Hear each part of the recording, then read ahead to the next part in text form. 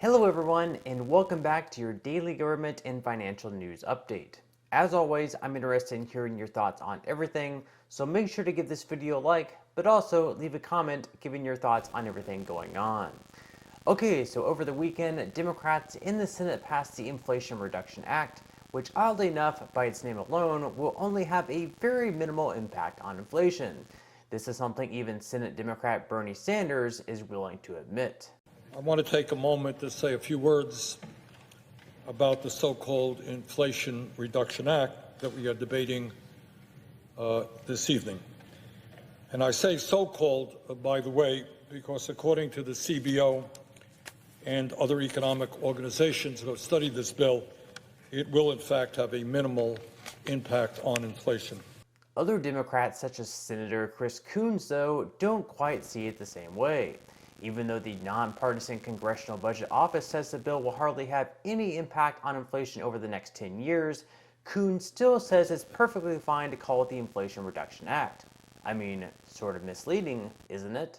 You call the bill the Inflation Reduction Act, but the nonpartisan Congressional Budget Office says the bill is going to have a negligible effect on inflation this year, barely any impact in 2023, between 0.1% lower and 0.1% higher. So is it really fair to call it the Inflation Reduction Act? Yes, it is, George. This is going to reduce the costs that hit American families in their pocket.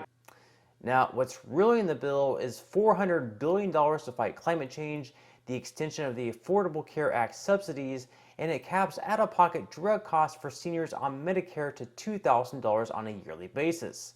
To fund all of this, Democrats have decided to raise taxes on all Americans, even those groups earning less than $200,000 per year, a group Biden promised to not raise any taxes on. Guarantee, a promise, I've never broken my word. Anyone making less than $400,000 will not see one single penny in their tax raise. I guarantee you, give you my word as a Biden, no one making less than $400,000 a year will see a penny in their taxes raised. No one. No one who makes less than $400,000 a year will pay a penny more. We're going to do it without asking anyone who makes under $400,000 a year to pay one more penny in taxes. According to the Heritage Foundation, the Democrats' tax hike will force those earning between $50,000 and $75,000 per year, $2,120 more in taxes, and as you can see by the chart up on the screen, a lot more taxes being taken from your paycheck no matter what income group you're in. All this while in a recession, which is interesting considering that back in 2008, Chuck Schumer said, if we're in a recession and we're in a difficult economic time, I don't think Senator Obama or anyone else is going to raise any taxes. You don't want to take money out of the economy when the economy is shrinking. Barack Obama also echoed those sentiments, which really goes to show just how much things have changed. Now, to collect all these extra taxes from our paychecks, Democrats are going to hire 87,000 new IRS agents, something that will cost approximately $80 billion, which is nearly 6 times of their current annual budget. Sadly enough, it's been found that over 75% of IRS audits every year actually target Americans earning the least money rather than going after the highest income earners. In fact, 51% of IRS audits take place for Americans earning up to $75,000 per year. Only 7% of audits take place on Americans earning over $1 million. If we look back at the IRS's 2020 data book, we can also see that the most new audits under the IRS took place for those earning under $25,000 per year. This is also a group who, unlike millionaires, won't have the money to hire the best CPAs in the world to protect themselves from these audits. And so you can say, well, as long as you do your taxes correctly, there's really nothing to worry about. And this is exactly the argument that Democrats are making, that as long as you comply with the current tax laws, you don't really actually have anything to worry about. Can you understand how 87,000 new IRS agents would scare the heck out of millions of Americans? Well, millions of Americans aren't going to be impacted by that other than getting better service from the IRS, having their telephone answered, getting the questions they need in order to comply with our tax laws. The auditing is going to be focused on those of high income, the large corporations, etc. So there's no reason to be fearful. And if you have paid your taxes and if you comply with our laws, you should want to make sure everyone else does that. So while that may be true, sometimes you can do everything to the best of your ability, and the IRS could still call you out for lying and demand even more money in your taxes. For example, let's say that you're a driver for Uber, and so a big chunk of your tax write-offs will be from writing off your miles. This is something that changes every single year, but for 2022, you could deduct 58.5 cents for every mile. So if you drive for Uber and drove 30,000 miles for the year, you would be able to deduct $17,550 from your income. That means if you earn $30,000 driving for Uber, you could deduct the mileage amount from your pay. That way, you would only be paying taxes on $12,450.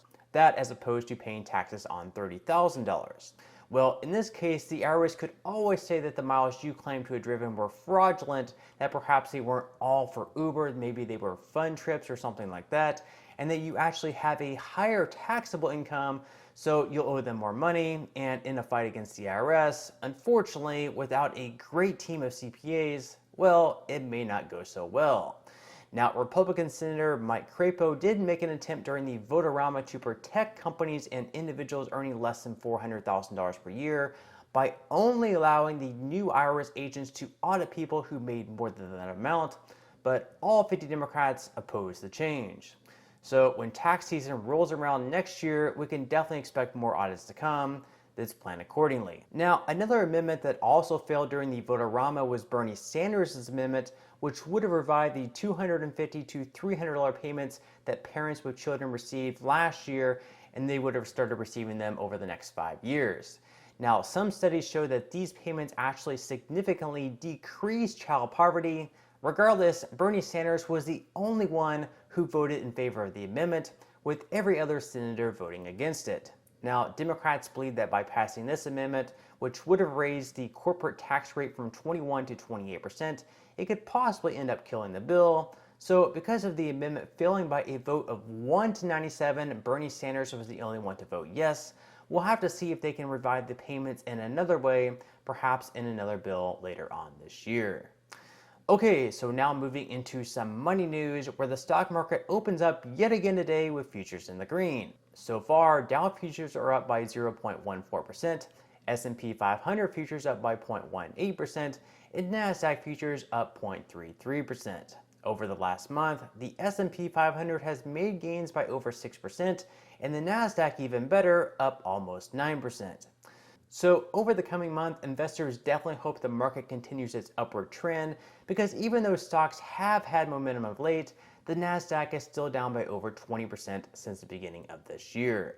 Like the stock market, Bitcoin is also up big over the last day, up by over 5%, now back into the 24,000s. The last time this happened was at the end of July, where it soon fell back down to the 22,000s. So this time around, investors hope it can continue going up and perhaps finish the year out on a strong note.